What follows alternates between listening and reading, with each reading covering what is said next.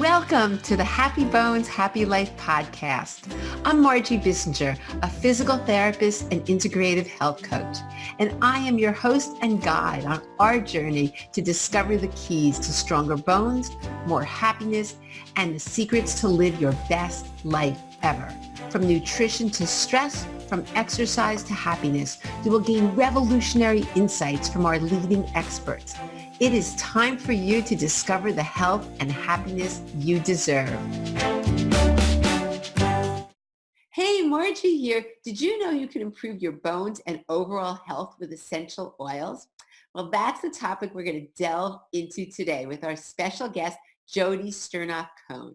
And Jodi's a best-selling author, award-winning journalist, functional practitioner, and founder of Vibrant Blue Oils, where she has combined her training in nutrition therapy and aromatherapy to create unique proprietary blends of organic and wild-crafted essential oils. She has helped over 50,000 clients heal from brain-related challenges, including anxiety, insomnia, and autoimmunity. For the past 10 years, she has lectured at wellness centers, conferences, and corporations on brain health, essential oils, stress, and detoxification. She has been seen in the New York Times and numerous publications. Her website, vibrantblueoils.com, is visited by over 300,000 natural health seekers each year, and she has rapidly become a top resource for essential oil education today. So I'm really excited. Our interview is so fascinating, and Jodi gives us some great tips on reducing stress, improving sleep, things we can all take away from this talk. So stay tuned.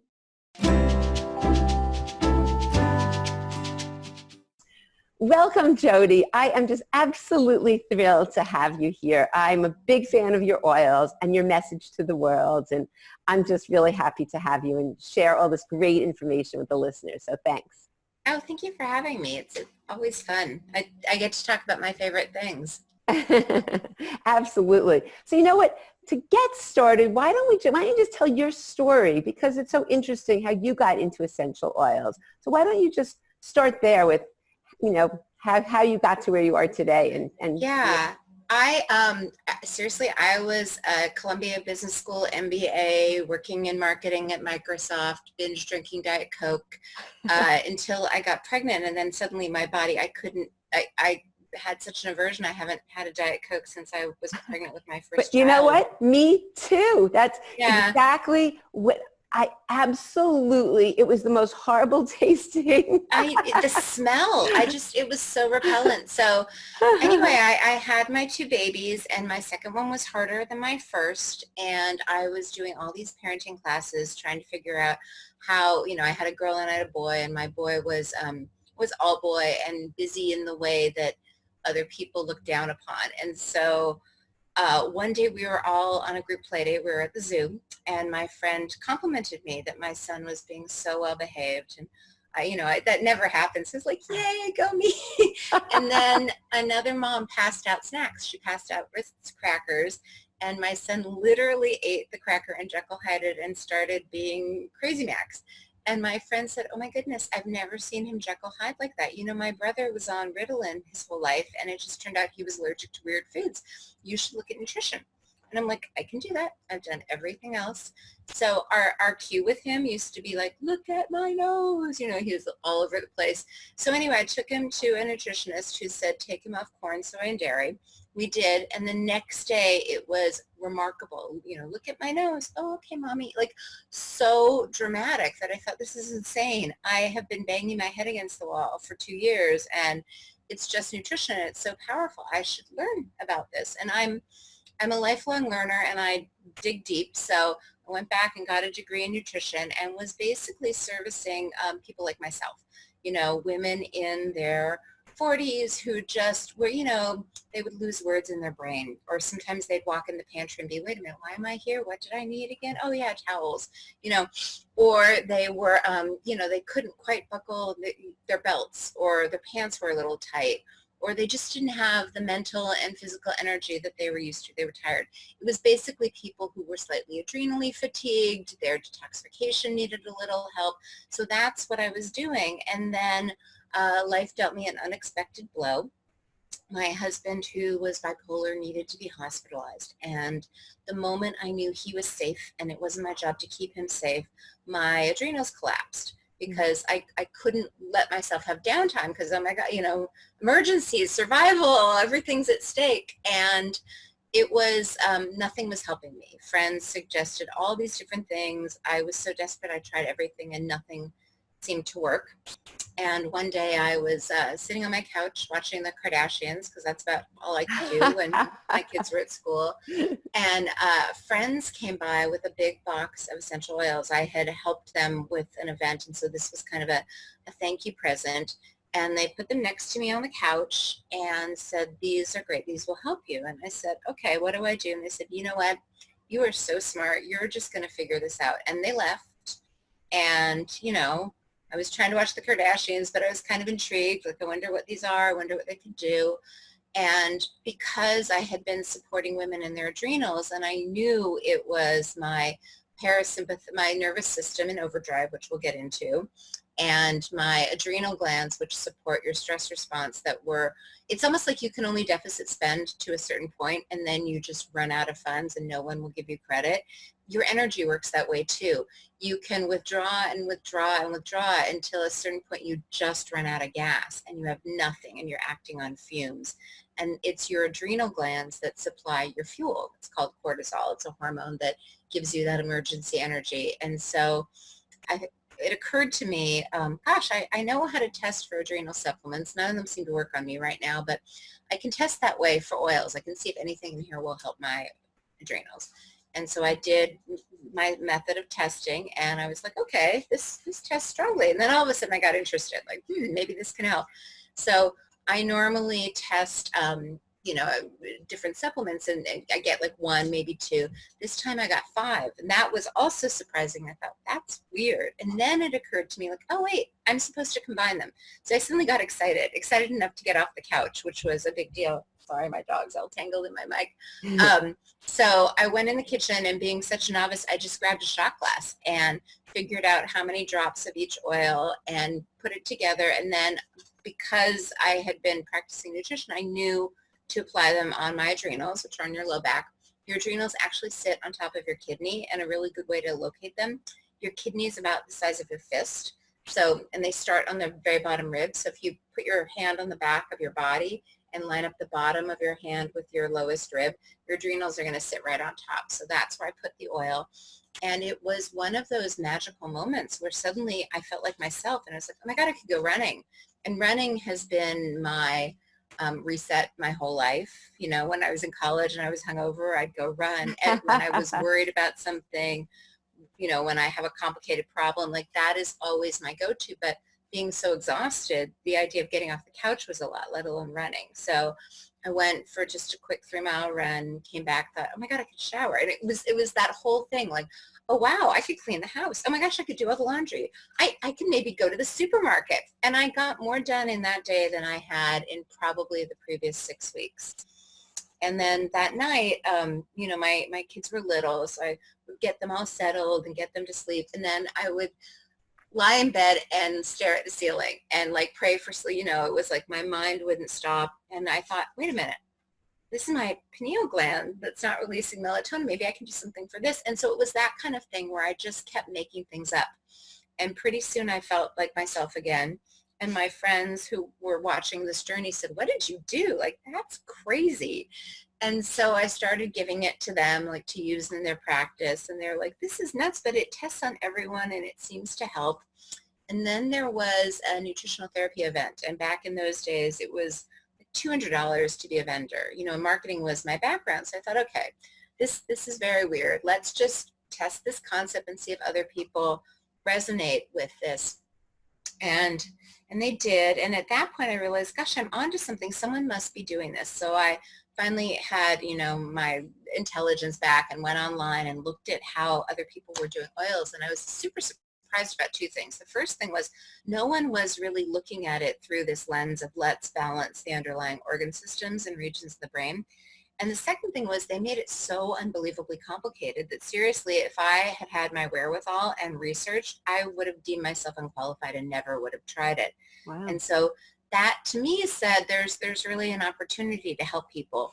And I think one of the things I find in my practice is that when people aren't feeling well, everything feels like a lot. Like even saying like, just take these 3 supplements, that can be super overwhelming.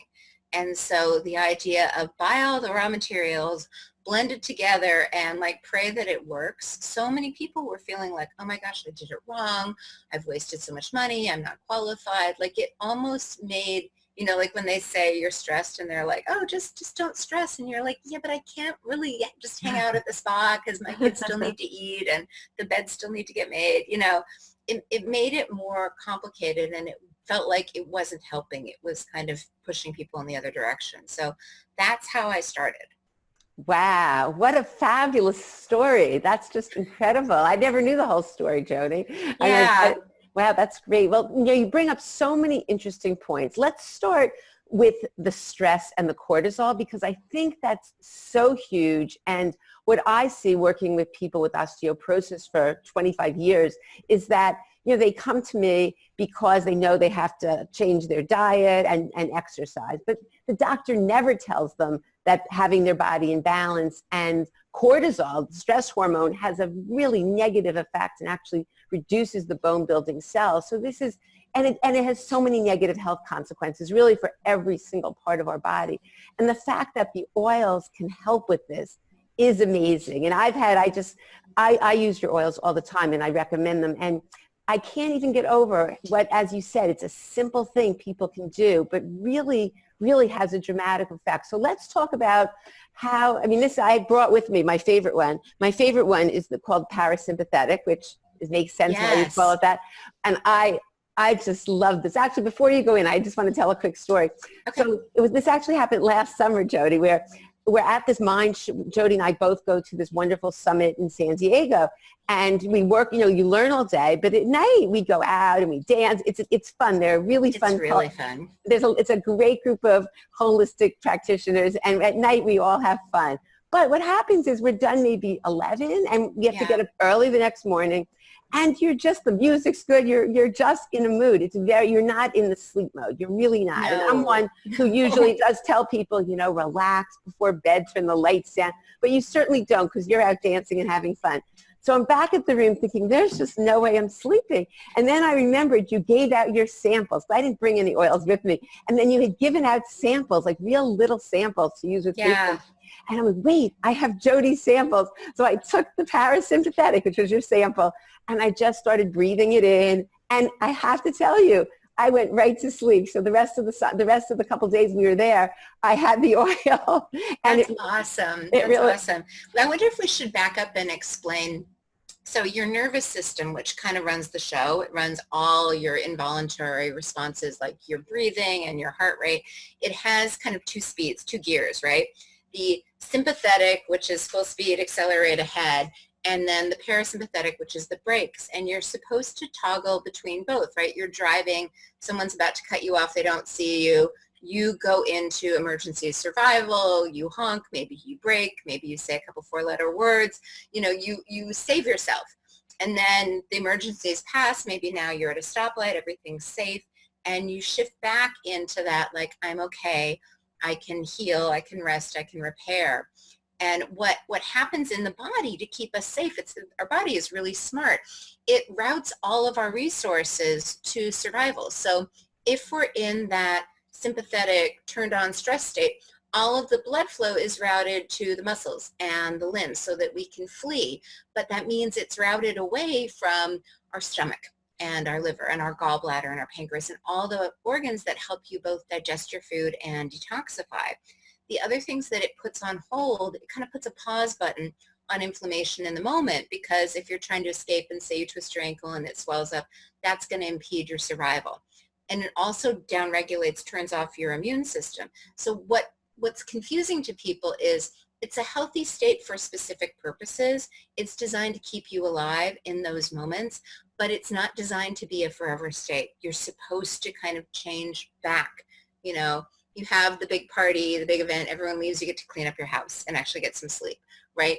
It's not a 24/7 bash at Jodi's house. So what happens, unfortunately, is that people get stuck in the wrong gear. we get stuck in that stress state. And so we're constantly releasing cortisol. So we're constantly messing with our ability to recover, repair, or heal. And it's hard to get back into that parasympathetic. Well, I shouldn't say that. It's presented as hard to get back into that parasympathetic state, but it's really not, because it's this one nerve in our body. It's called the vagus nerve. Not, it sounds like, what happens in Vegas stays in Vegas, but it's spelled VAGUS, and it starts in the brainstem, goes around both sides of the neck where it's really accessible to the surface, and then winds through almost every organ in the body. And it's really the information highway. So it's talking to the gut and saying, okay, we have food in here. We need to release the enzymes so that we can digest it. And then it's telling the brain, you're full. You don't need more food. Your blood pressure is okay. Your blood glucose is okay. So it's really monitoring all along. But what happens, unfortunately, because it's our longest nerve in our body, it can get bad information. So if you've ever played that game of telephone where maybe you whisper banana and by the end it's somehow apple, that's not going to be helpful. If your brain thinks I need more food and you keep eating, that's what leads to obesity. The opposite is true too. If your brain doesn't think you need any food, then you have anorexia. So you need to make sure those signals are going really well. And the best way to do that is this thing called toning your vagus nerve, vagal tone. And it's like working a muscle. So you stimulate it, and deep breathing, because the nerve goes through your lungs. If you do deep breathing, it sends the signal back up. Coffee enemas, Tis Karazian loves them. They're a little outside of people's comfort level, but what you're doing is you're expanding your bowels and you're stimulating your gallbladder, all things that are innervated by the vagus nerve. You can also splash your face with freezing water because the face is innervated. You can laugh hysterically, which is more fun to do. You can gag yourself to the point of tears. All of these things stimulate your throat. But what I think is easier is just to take, I use a stimulatory blend of clove and lime, and I put it right here. So you can also massage here.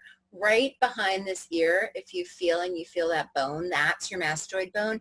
That's where your vagus nerve is the most accessible to the surface. It's the easiest place where you can activate it. And so that's what I'm doing with oils. And that simple thing, you can put it on your children before their meals, their grandchildren. It just shifts gears so that you're in the healing state where your body can basically digest your nutrients so that it can get to your bones, so that it can repair your bones. It helps when your blood is too acidic, as you often are in stress. Calcium is released from the bones to basically make your pH balance more normal, so you can't really hold on your calcium in your bones. So the more you can keep your body in that kind of alkaline, we call it homeostasis, the ideal balanced state, the more your nutrients actually stay in your bones and keep your bones hard so that you don't have any challenges. That's great. And I think I really like what you said about doing this before you eat. Because, oh, yes. Because so I always tell people that's the best time, because so often we're stressed. We're watching 10 different, we have the TV on, and then we're looking at our phone, and we have 10 minutes before we can just shove our food down, or we're driving. Yes. All these things that your body looks at as stress. And the body, when it's under stress, says, hey, digestion isn't important. Let's stop digestion so that we can deal with the tiger or whatever stress we have to deal with.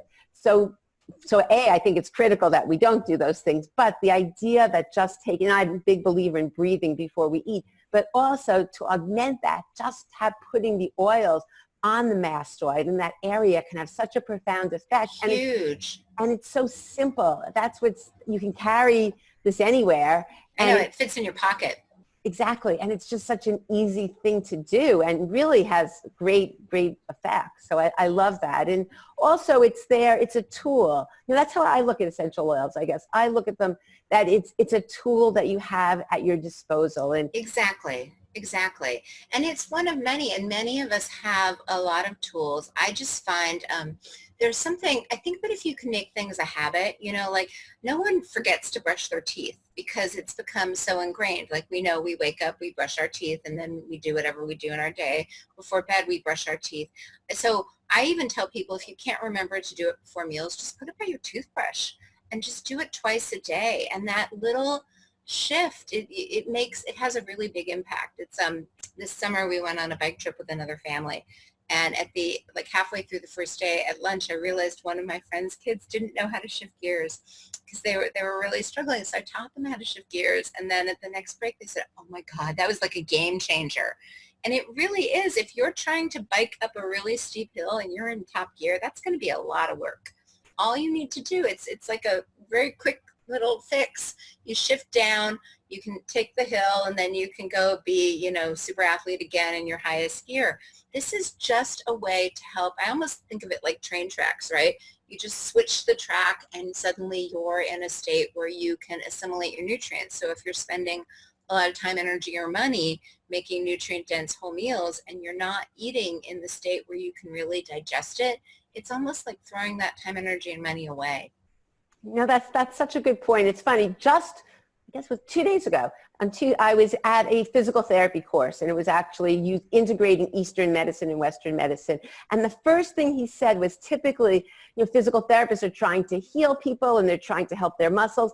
But if they're not in, this exact words he said, a parasympathetic state, nothing is going to heal. So that's the first thing you need to do. But it's like foundational. Exactly. It's almost like before you paint your wall, you put primer on, because that means that everything will work better.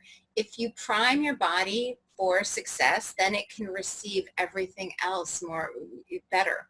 And it's actually interesting. So another thing that happens when you're not in the parasympathetic state is that your pupils, the black part of your eyes, get really big and dilated. And that happens so that you can hyper focus. Like if your husband's trying to have an intense conversation, that's going to impede your ability to survive. So you have to shut that down. So if you're trying to connect with somebody and you see that the black parts of their eyes are really big, they are not in a state where they can receive anything from you. So when my kids were little, we had this preschool teacher who used to say, connect before you correct. Like my son would almost run into traffic and we'd both be freaked out. And she's like, you can't tell him that in the moment. You have to kind of sing him some songs, give him some cuddles, make sure that the pupils are a small size. And then you can say hey, buddy, my number one job is to keep you safe. Traffic isn't safe. We have to be careful. And they can take it in and receive it. So it's not just for digesting your food. You basically have to be in that receptive. You have to feel safe, and you have to be able to take things in order for them to really land. Oh, I absolutely love these analogies because it's so true. And especially, people think, oh, I have to exercise. And they don't have the right mindset. They're totally stressed out, and I'm exercising because I need to feel bones. Or if they're over-exercising, they're doing damage. Exactly. Recovery, it's so interesting. I don't know why, but I've kind of been obsessed with extreme athletes and reading their biographies and things. Recovery is such an important part of the experience. You strain your muscle and then you need to let it recover and heal. It's this really nice yin-yang balance that we all have. And so many of us forget, even race cars, right? They don't just go around the track. They have to take pit stops so their tires don't explode. We need to build in those pit stops. And the more we can make them easy and ritualistic, the more likely we are to do them. I mean, it really is unbelievable. And I know it's interesting because sometimes you don't practice what you preach. And, as a physical therapist, and also, a holistic health coach, I was busy. But I'm telling everyone to relax and meditate and do all these things. And I really wasn't doing that. So I signed up for an 8-week, this is probably 11 years. I signed up for an 8-week mindfulness meditation program. And the second day, the first day we didn't do anything. The second day, I got a speeding ticket on the way to meditation. And that, and that hit me in the head that you are absolutely not practicing what you preach. And I took that class like my life depended on it. And since that time, I've made these practices a part of my life. And it's the biggest change that ever happened. It's amazing how you can everything changes and you go with the flow and your health changes. Well, it's so win-win. I think, my life has been bumpy in many ways. And one of the things that I've come to realize is that you have absolutely no control over what happens outside of you. None. The only thing you get to control is yourself and your response. And when you're feeling safe and balanced, your response is different. And the analogy I like to use is some days you're driving in traffic and someone cuts you off and you don't care. You know, you like the song on the radio, it's a sunny day, you're not in a rush. You can just be like, you know, I bless you and we're good. Other days, the exact same thing happens, and four-letter words are flying out of your mouth and you're honking and you don't even know why you're so upset. And the only difference is you. You know, it's the exact same situation, but in one case, you know, you were so resilient that little things didn't throw you. And the other, you were so teetering on the edge that the smallest little feather could knock you off of balance. And it's much easier, you have a much better experience navigating life when the little things don't faze you, when you get to be in control of your reaction. And that's what activating the parasympathetic state does. It helps you be more resilient. It helps you recover more quickly from stressors. Like the way that they manage, that they measure kind of the parasympathetic state and what they call vagal tone is this technique called heart rate variability. And what it means, it's not that your heart can beat super fast or beat super slow. It's that you can recover more quickly. So you go and you run, you know, a sprint, and then they see how quickly you recover and return to normal. And they can do that by looking at your breath. And the more you practice kind of helping yourself get into the parasympathetic state and helping yourself recover, the easier it is, not just mentally, like to get over something that's upsetting, but your body can bounce back more quickly too. And so it's just teaching your body to hop back into healing. And the more you can kind of keep yourself, you know, you do a sprint and then you recover. You do another sprint and then you recover. You never get so out of balance that it presents as symptoms or pain. I love that. And there's so many things to talk about, but I definitely want to make sure, because we hit on something about healing, and sleep and that nighttime is so critical for Right. our body to heal. And that's one thing. I mean, there's so many things these oils are amazing for, but I know I've had really great experience with people that I work with is using it for sleep. And Yes. using it. So maybe just talk about that, how that helps. And I know you have different oils that you can use for sleep. Yeah, and I realized I hadn't talked about, so one of the reasons that I think oils are such a fabulous remedy for the brain is that they're the right key for the right lock. The brain is protected by a barrier. We have a bunch of barriers in our body. It's kind of our first defense line in the immune system, right? The skin is a barrier. Your gut lining is a barrier. Your brain has a barrier that's really selective. It only lets super small things in that the brain needs, you know, like oxygen and nutrients. And the only things that can really get through have to be very, very, very small and fat soluble. Like this is why they always talk about omega-3 fatty acids for the brain. Guess what? They're super small and fat soluble, so they can actually get into the lock. Oils, one of the reasons, like if you open a bottle of peppermint, you can literally smell it across the room, because it's what's called aromatic and volatile, which means that it evaporates at room temperature and the molecules just float in the air where you can detect them. You know, unlike like olive oil, you know, if you put it under your nose, you can of course smell it, but if you put it on the counter, you're not going to smell it across the room because it doesn't have volatile molecules. So that's what's cool about oils. And the way that that can help with sleep is the part of your brain that releases your sleep hormone is this part called your pineal gland. And your sleep hormone is melatonin. And there are so many things that can compromise the ability of your pineal gland to function. Heavy metals, the fluoride in our water, you know, the chemtrails that we see in the air, that's really small particles of aluminum and plastic. And they're also very small and can get into our brain. So your pineal gland is kind of challenged. It's almost like if you've ever driven in a crazy rainstorm, your windshield wipers have to go really, really fast to kind of keep your visibility good. The more we can support our pineal gland to have healthy function, the more easier it is to release melatonin, which does two things. It helps us fall asleep. It kind of triggers that, it works in tandem with cortisol. So it tells cortisol, calm down. So for anyone who's super anxious at night, that's because your cortisol is too high and your melatonin is too low. Ideally, you know, with darkness, melatonin increases, and then in the morning, it kind of calms down and cortisol goes up. Sometimes those rhythms are thrown off, and the easiest, most natural, non-invasive way to get them back on track is to almost reboot your pineal gland so that it's kind of operating the way it's supposed to. And oils, if you think about what they do in plants, you know, plants have their roots in the earth, right, which is where they get their nutrients and their water, and their leaves are sometimes like, you know, 20, 50, 100 feet in the air. So oils help move things up to where they're supposed to go and also help keep things in balance. So humans and plants are pretty biofamiliar. We feed on them, we eat them, we interact with them. And you can use oils in combination to match the frequency, or kind of the, it's almost like computer code of healthy organ tissue. So applying an oil, we put it just, the pineal gland's in the exact center of the head so that it can measure light appropriately. So putting oil kind of all around the brain, the exact center, it returns the pineal gland to balance so that if you're having problems falling asleep, it allows the pineal gland to naturally release melatonin.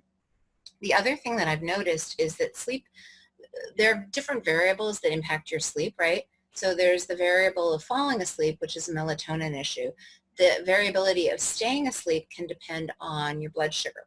So if your blood sugar dips too low in the night, your body needs to keep a stable supply of fuel, just like you need stable fuel in your gas tank. And so your adrenal glands will release cortisol or adrenaline as kind of emergency energy. And adrenaline is like you're adrenalized. So your adrenals release energy to keep you alive and you're up. You could clean the kitchen, you could walk the dog, you are wide awake. So if you think about how your body naturally moves the energy in the blood into the cells, it's your pancreas. It releases insulin and insulin carries the sugar into your cells. So supporting your pancreas, we have a pancreas oil, there are pancreas nutrients that can help you kind of calm down and go back to sleep naturally. The other nighttime wake up is related to your detoxification systems, your liver and your gallbladder. They tend to be the most active around 3 a.m. So if they're too active, if you're over processing stuff, that can wake you up. That's often more of a slightly groggy, maybe you have to go to the bathroom type of wake up.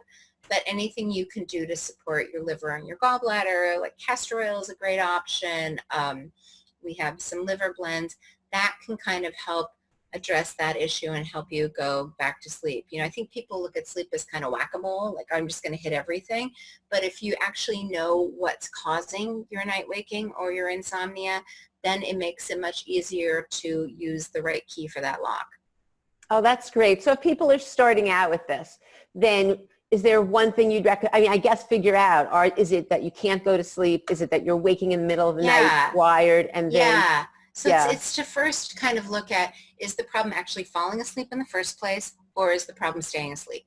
And then it's like a decision tree. If it's falling asleep, then helping the pineal gland will be a good choice. If it's staying asleep, then helping to calm your blood sugar, like sometimes eating something that's high fat. What's interesting with blood sugar, if you think of fats are kind of like the slow burning log, and carbohydrates are like kindling, they burn up really quickly.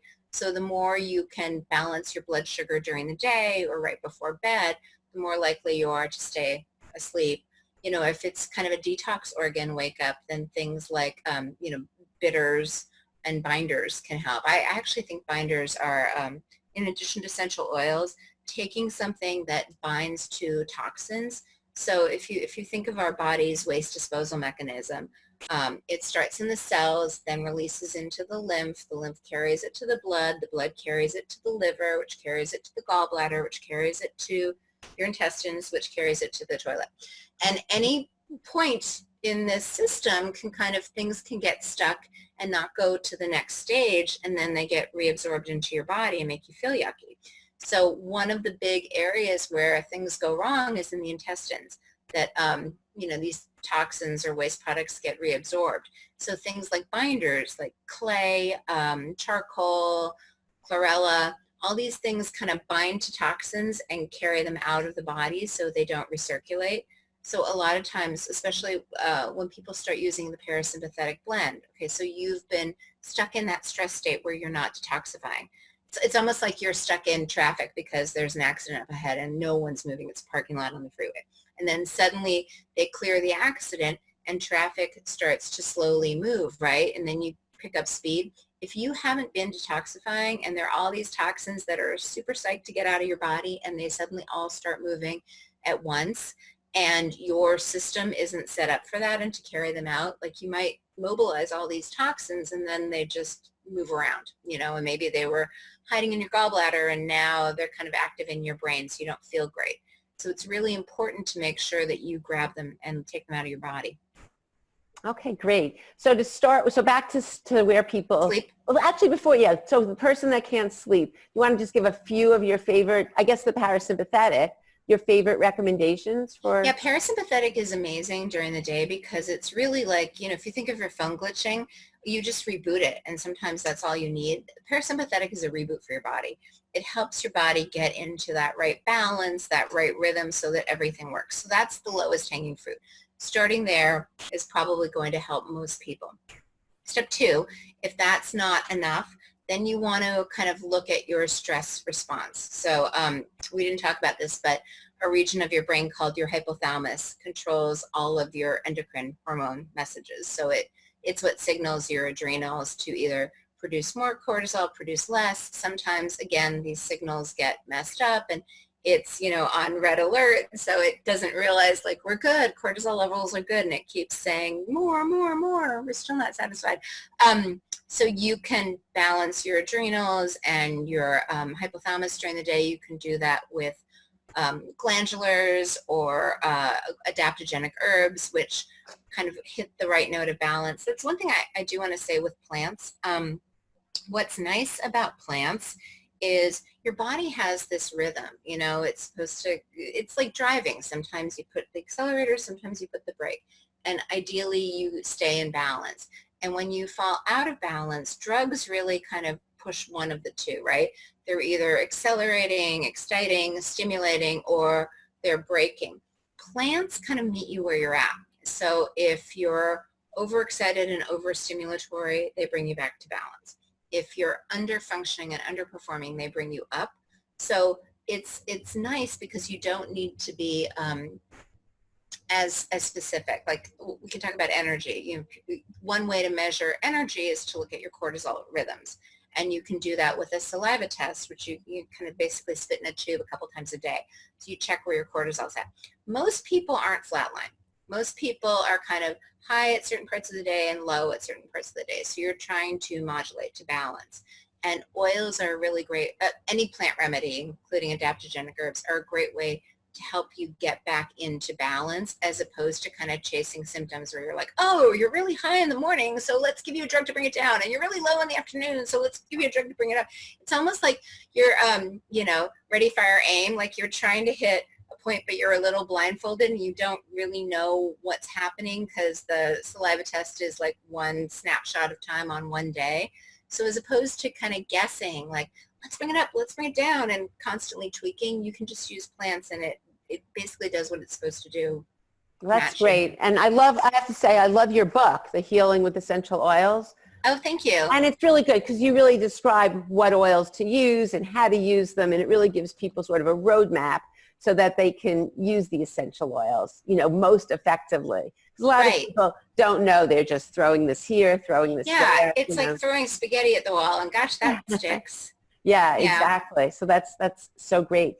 The other thing I was just going to ask you, a lot of people will say, oh, well, I'll just go to, the local store and just get any old oils. Can you just explain why it makes a big difference to get quality oils and how, just explain the difference because not all oils are the same and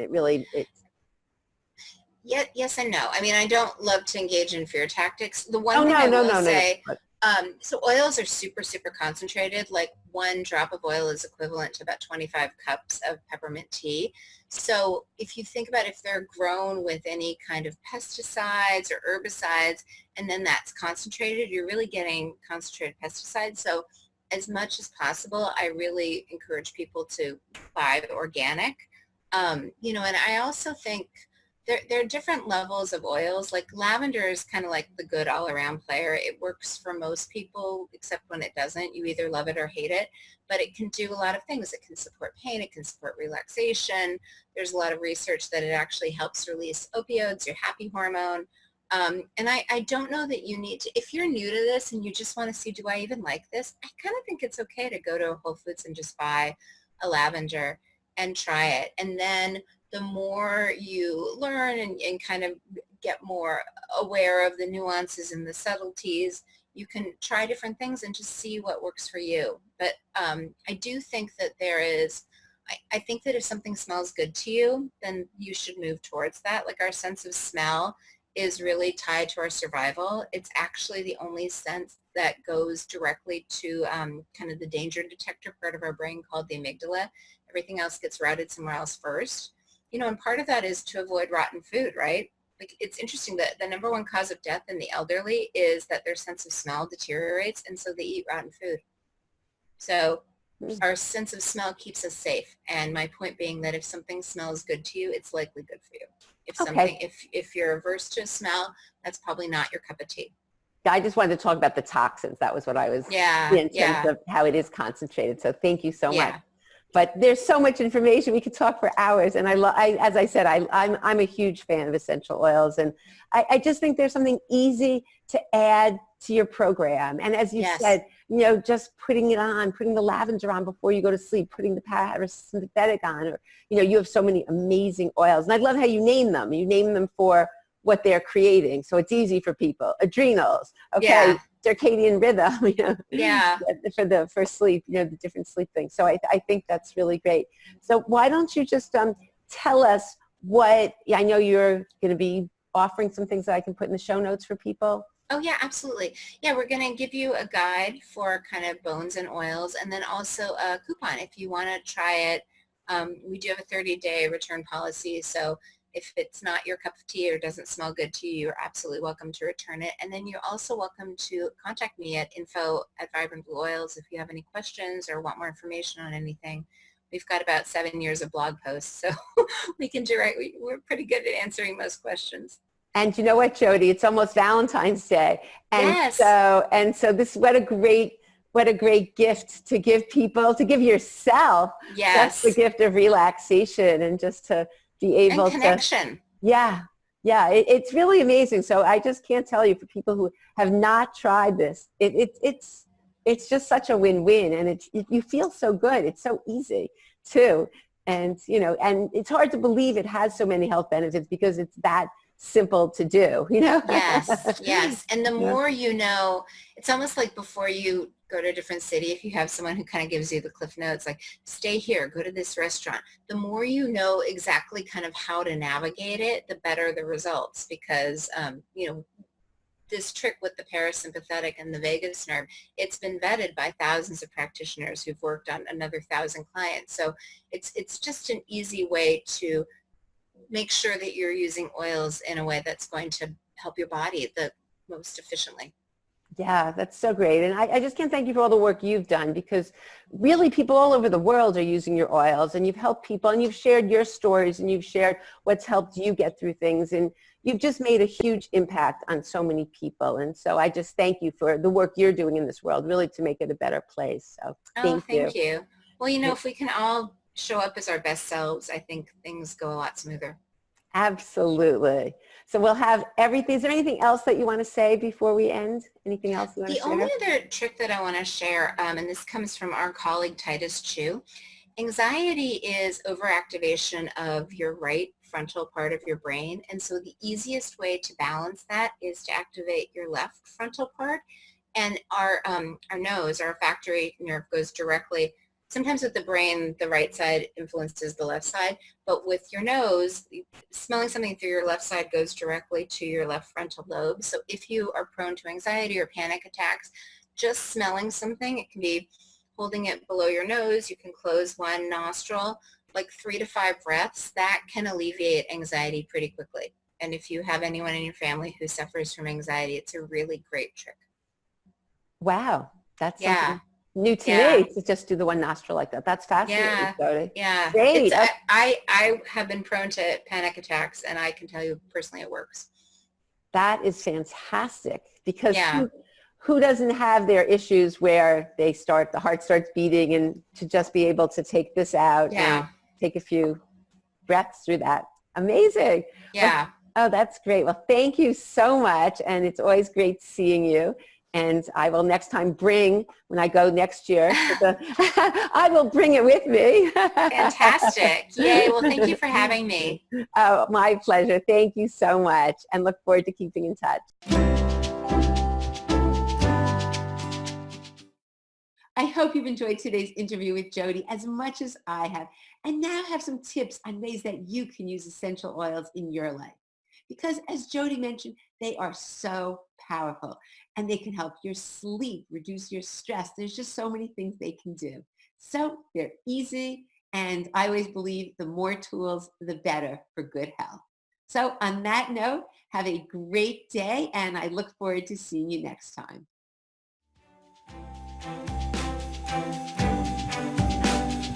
Thank you for listening to this episode of the Happy Bones, Happy Life podcast. If you enjoyed this show, please subscribe on your favorite listening app so that you don't miss any amazing insights on upcoming episodes. And until next time, continue to live your best life ever. See you soon.